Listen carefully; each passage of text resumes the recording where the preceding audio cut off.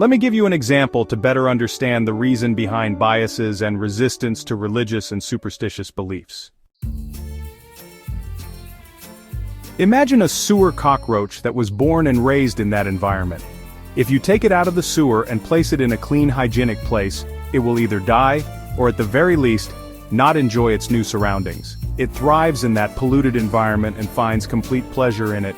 If it had the ability to speak and you asked it why it lives in such filth, it would surely respond, "You don't understand, this is the best place to live."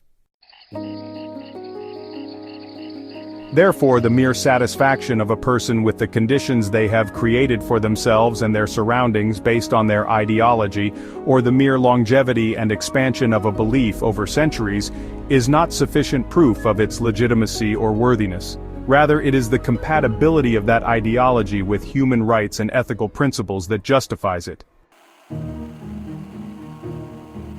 A few days ago, I was watching a program where they interviewed a man who had been in prison for 35 years. When asked how he felt about being released, he responded, "I am terrified. Everything is unfamiliar. The people, the technology, everything scares me. I'm used to this confined life. I don't know how to face freedom. It frightens me greatly." Even though freedom is the most valuable gift a living being can have, habits and rigid beliefs formed over many years can make it the greatest fear.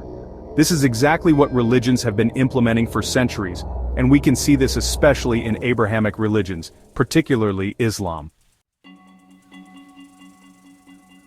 Most followers of Islam are trapped in religious dogmatism.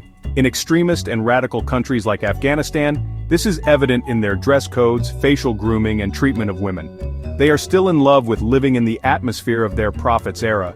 If urban development and modernization did not resist, they would avoid using technology as well, labeling it as haram. Even after 1400 years since the emergence of their religion, they still follow the same rules and customs designed for the social and environmental conditions of the Arabian desert at that time, even in advanced cities like London.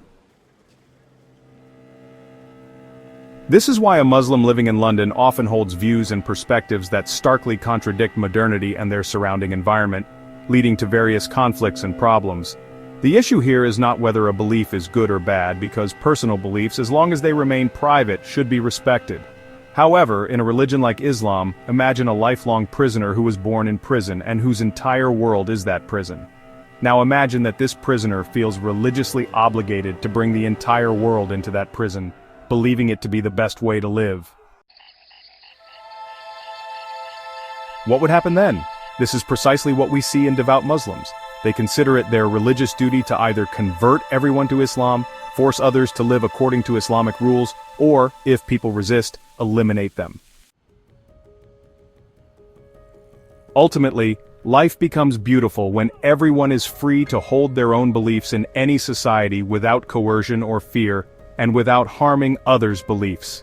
This is the only true concept of freedom of belief that should be respected in today's world.